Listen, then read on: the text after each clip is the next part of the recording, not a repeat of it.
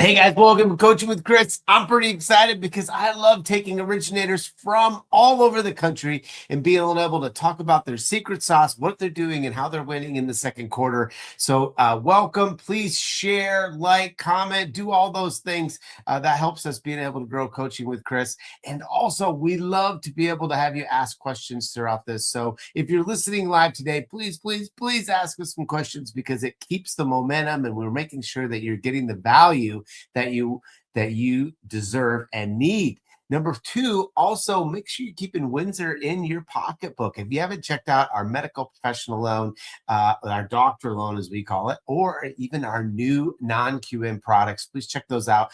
We are having an overwhelming success. I literally think I have the best non-QM senior underwriter running this whole department in the country. And please utilize him because he loves to be able to be challenged with your situations. But enough about that.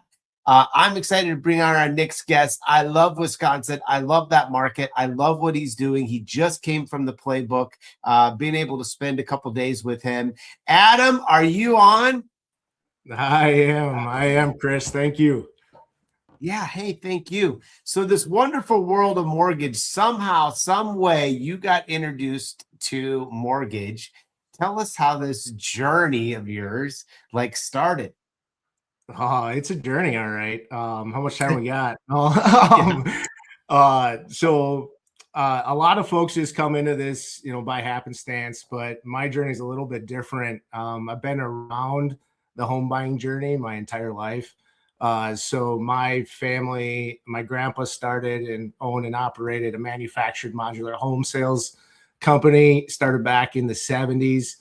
And continued to go through all the way to 2008, 2009. We kind of know what happened in that market. At that time, actually, I was in college. So I graduated high school in 2007. Was in college, getting a business degree, doing the thing. Had my real estate license going through that phase. And we all kind of know what happened in that time frame.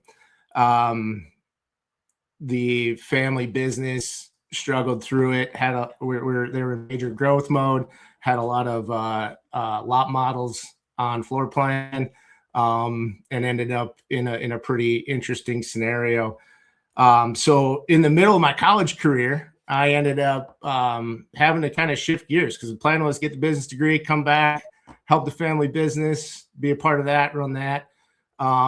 And it ended up not being the thing. So we shut the doors on that in 2010. And my journey kind of flipped around. At that point, it was not awesome for the family, right? But I took a very curious approach to what happened, right? And kind of breaking down. I got introduced to a lot of personal finance books by a business professor. And started down the journey, the Rich Dad, Poor Dad journey, learning about big business models, all that good stuff, right? And just kind of took a curious approach to it and diving into what happened? Why did we get here? What can I learn from that, right? So even at that age, I just started on that journey, ended up as a personal banker in the banking world, climbed through that a little bit, was always curious about mortgage. During that journey, and ended up landing as a mortgage originator with a local bank here in Wisconsin in 2014. It was. Okay. So along that journey, like I said, curiosity was always a thing for me. You'll find that's a common theme for me. If I have a word, it's been curiosity forever. And I was really, really curious about the intricacies of how mortgages worked, right? The bank I was with didn't love that, I don't think, all that much, because I was asking a lot of very, very deep questions on how does this whole thing work on the back end, right? And ended up going independent with Nexa Mortgage, actually, in February of 2020. Okay. So we know what happened in March of 2020, right? Sure do. and it was a wild time. I had my wife and I were expecting our first baby, and in August of 2020, we had him in August of 2020. So it was like, all right, giddy up, Adam. Let's figure out how this is going to go. Didn't have a book of business to refinance, right? Because it was with the bank. They were pretty protective of that, which makes sense. So while that was happening, everybody was refinancing their book of business. They were forgetting about their purchase partners, right? So I decided to shift gears at that point and really pound the pavement with the realtors and financial advisors and really start to create a lot of good networks around that. And that is now, 6 years later, definitely seeing the fruits of what that looks like. My long-time partner in the business, Cassie, was a processor and assistant at the bank. And she joined me a year later in 2021 with Nexa, and then opened up Mammoth Mortgage in January of 24, and have in short term grown the team to 5 here. So that's kind of my journey. Wow. I think people listening, one of the biggest questions was that I hope I'm asking the right question. What people like to know is that, obviously going from Nexa to opening up your own company, there were things or decisions that you wanted to do to open up your own. What advice would you give someone if they're thinking about opening up, or if you're in retail and you want to convert to open up your own shop? Because we see that. Or if you're working for a bank and you want to open up your own shop, we see that. What advice would you give them? Because you went through that part. I went from a broker to Shalise and I opening up our own. But I mean, that was 27 years ago. So like, there are things that changed that you could help us with. Talk us through that journey, and maybe even share a little bit of pain or some scared moments that you kind of walk through in that part of that journey. Yeah, absolutely. So I, like I said, curiosity, right? So always was really poking in different directions, trying to figure out the entire industry and how it worked. I think the biggest thing while I was at Nexa, I've always been a legacy guy, right? And owning something and really having that. Yeah. Right, exactly. And that's always been a part of me. So I always knew that I was going to open up my own shop. That process was very strategically done because they were able to handle the compliance and accounting side of it. I was able to set up the systems and the process and the customer journey and really dial in the technology and how I wanted that to look. I was a pretty early guy. I think I was in the 190 loan officer range when I started with Nexa. So they were pretty new. And it was a good little stepping stone to have that piece of it. So I think if I'm going to give anybody advice, it's be curious, really do the deep dive on what it's all going to take. Compliance and accounting is always the kind of the two scary things for originators, right? To really identify and get a grasp on. Yeah. I don't want to say it's not as scary as it seems, but I don't. It really isn't that crazy. We've got the technology in place these days. If you're using the right systems and the right software, it makes it pretty simple to do it, but you got to be curious about it, and you got to really put a plan in place and a system in place to make sure that that's taken care of. Going from working for someone to going on your own, what was the biggest challenge that you didn't see that you want other people to recognize ahead of it? I would say treating it like a business, right? And I think wearing all the different hats that are worn when you run a business, right? You got to be prepared for that. You got to really do a deep dive on what that's going to look like and put a plan in place for you.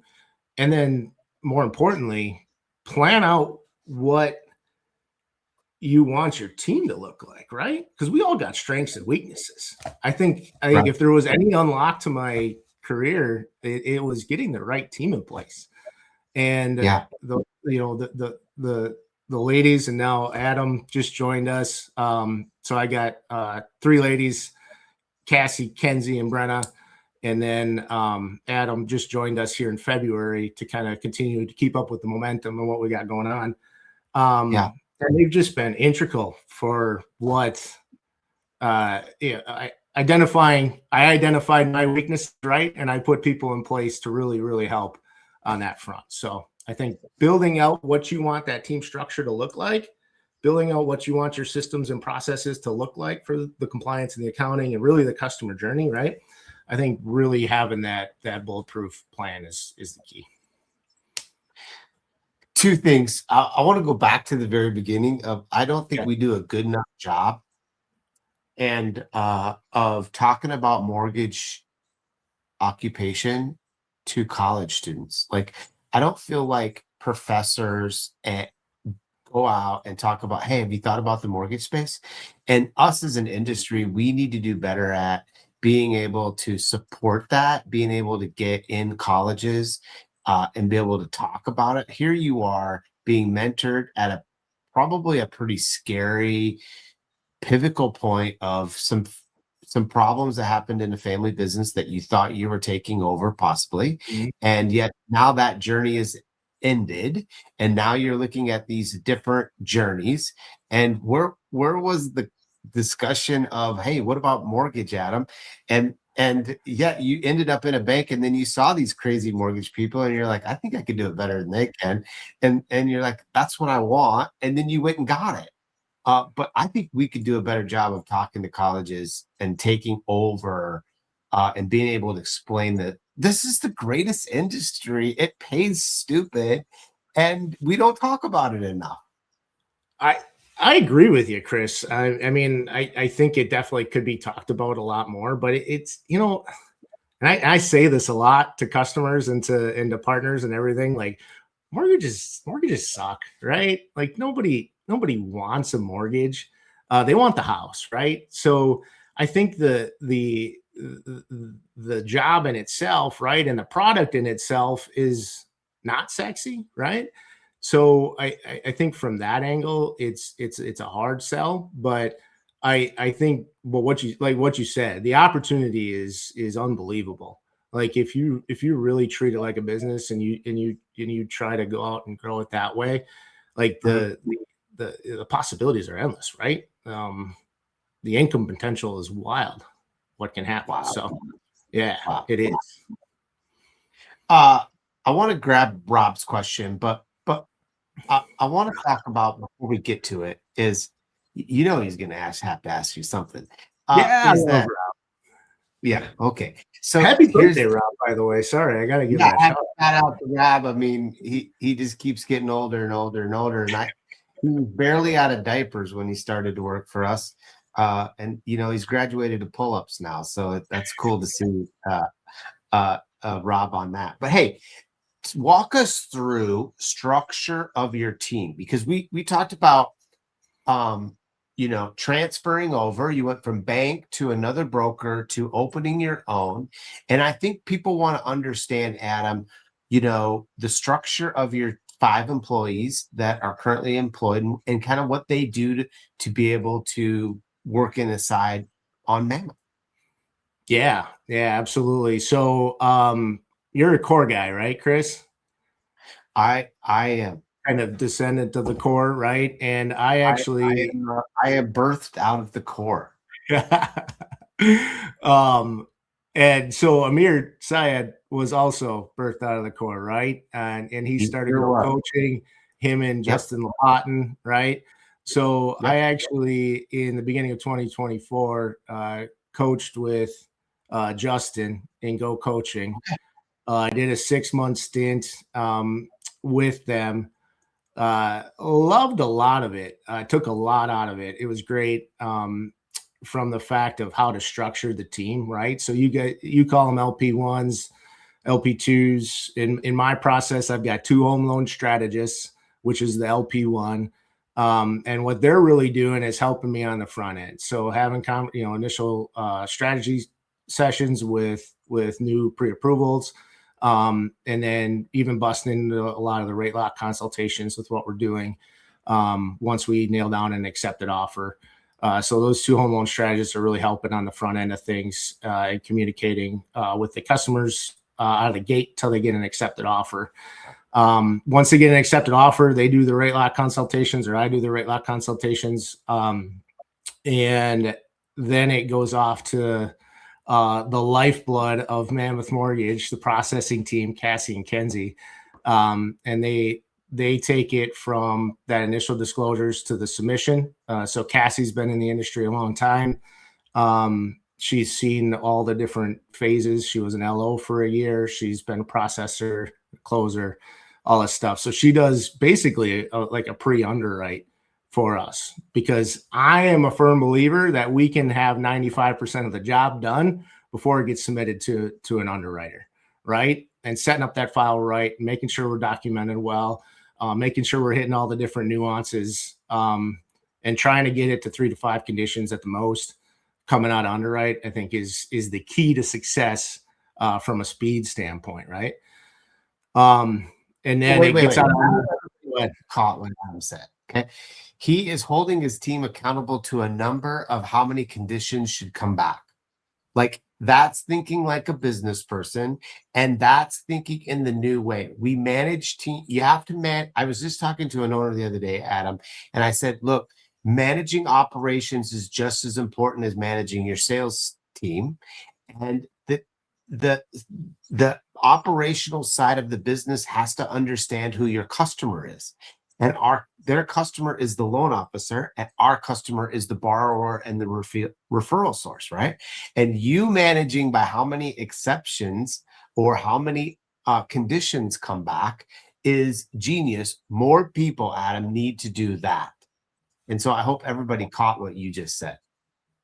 Yeah, I would agree to that. And I think it just sets up everybody for success, right? I mean, it sets the customer up for a good, clean process. It sets our partners up for a really quick approval, right? And speed to certainty is something I talk about a lot. And that's really what our claim to fame is we really try to get, this is our target. Doesn't always happen, but we want to get it approved subject to the appraisal within 10 days. Like that's our mission.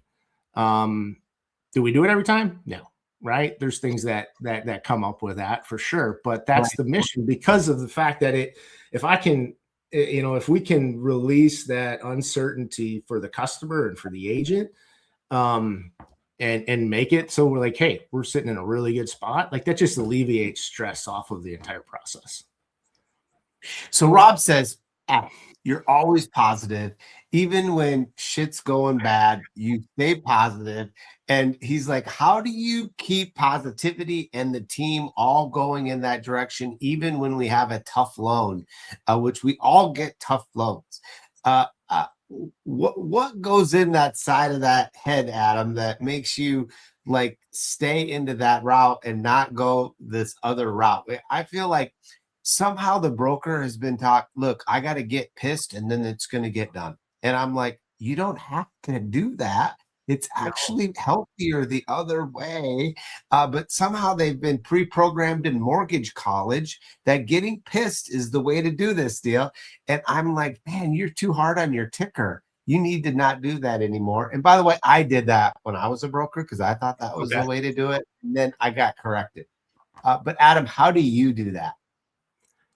I mean, I think the biggest thing is I'm always looking forward, right? So it's like, what happened. The situation we're in is the situation we're in, but what does a yes look like, right? I was taught a long time ago, like, what does a yes look like? And what is our direction? Yeah, like, what is our direction to get this cleaned up? And I think just the fact that it's always about the solution, right? Mm-hmm. Just does keep me in a more positive mindset. And I'm a positive guy by nature. Like that's just that's me too. But I've always been a guy that you get more with honey. I don't know what that saying is, but there's some saying. I know what you mean. Yeah, exactly. But like you're just being nice, you create better relationships. And relationships are what matter. Like it's a relationship business at every phase of our process, right? And the better relationships you have, the more people are willing to go to bat for you. And I think that's really what we're seeing with our teams, with you guys, especially like um, the teams are just jiving well together because we're positive, we're upbeat, we're willing to do what we need to do to get to that yes, right? You move a lot of mountains that way. Big time, big time, firm believer. So you had a record-setting first quarter. Yeah, we did. Was up. So it's a pretty wild journey. The momentum is real. So doubled from 24 to 25. Wow. Actually doubled from 23 to 24, and then 24 to 25.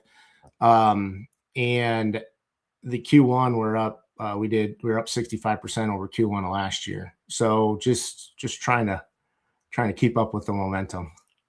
But yeah, we were number one with you guys in Q1. And you're one of the staff's favorites, just because you guys they just jive together. Like being number one and being number one's favorite staff.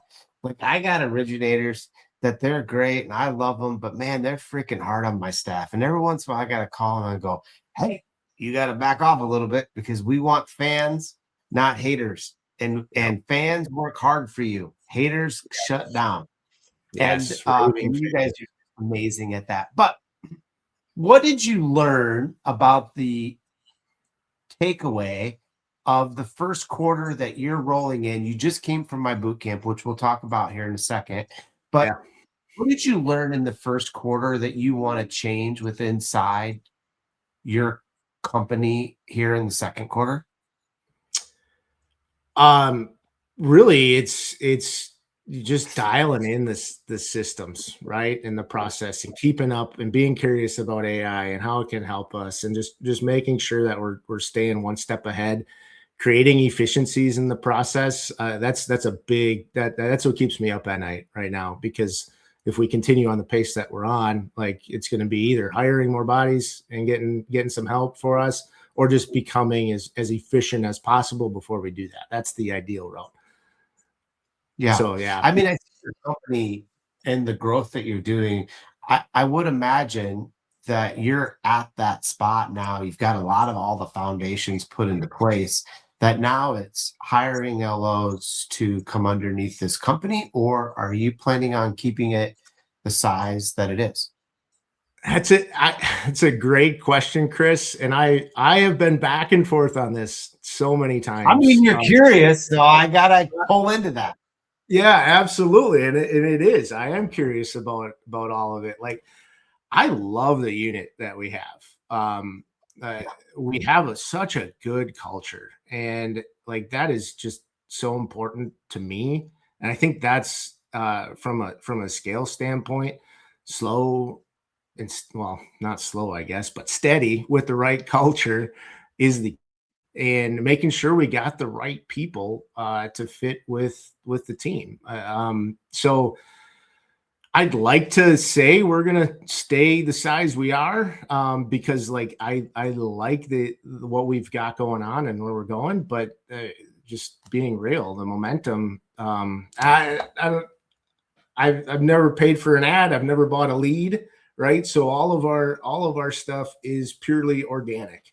It's realtor relationships, it's financial advisor relationships, it's past customer relationships, right? So like that momentum, you can't turn that off, nor do you want to, right? Yeah. So actively, very much so, keeping me up at night, trying to keep up with that. To figure out the path. You haven't got it, you haven't committed to one way or the other, have you? I haven't. I have not. And that's something we could probably talk about a little bit more. Sure. You just came from our playbook. We do a 1-day playbook for loan officers, kind of a fun thing at night. And it's a lot. It starts at 8 and you're done at 4, and yeah, you get a little lunch in there. But what was some takeaways, or what would you tell people or encourage or not encourage to go to the playbook? And what were some things that you took away from you just coming from it? Yeah. So I think we do a pretty good job of, we talked about human to human. So I call it belly to belly, right? So it's Yep. building the relationships and doing that.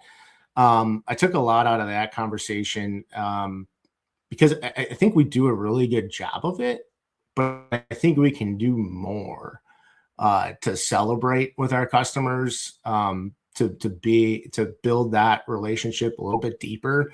I'm a big strategy guy, like global financial picture, personal finance, at heart. So we do a lot of that, but I think the celebration aspect of things. And then the other thing that I took from it is Celebrating with your clients better. Is that what you're talking about? yeah, celebrating with your clients better. Yeah. Yep. I think we can do a better job of that. I think we do a really good job already, but there's another level that we discussed There for is. sure. For sure. And that's a big thing. And then tracking more, right? Getting the data in line.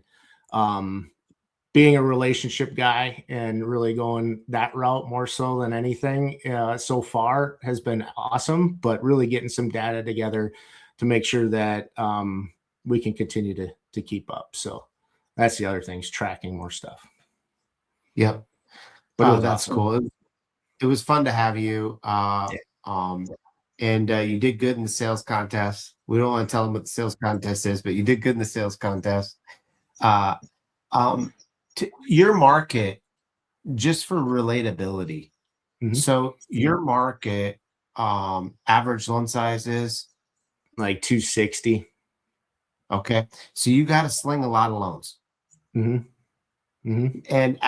And product is normally what? Conventional and some govy? Yeah, so I've really streamlined to conventional and govy. I've really kept the non-QM and the construction and land and all that stuff as not a part of our mix, and that's really about delivering that speed in that customer journey. Okay, so if your average loan size, to give Adam a little credit here, average loan size around 260, and his product is conventional and some govy stuff. What's the goal for the total amount of production for the year for 26? 250 is the number for units. We did 167 last year. And if we keep pace on what we did Q1 over Q1, we'll be well over that. Is kind of the 250 units target. Yeah, 250 units. That would be equate out to around that 80 million or so. Yeah, that is amazing. And your market town size? 40,000 in Wausau, which is the big city in central northern Wisconsin right now where we're at. So a lot of rural area.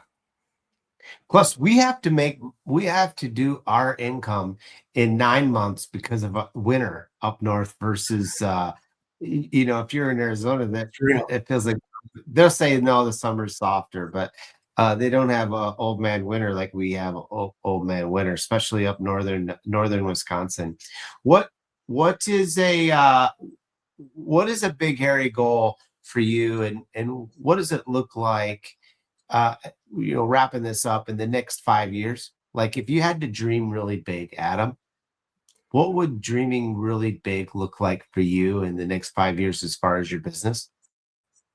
Yeah, it was always my target's been that 100 million mark, which I think we're gonna be able to do in the next year or two. So 5 years from now,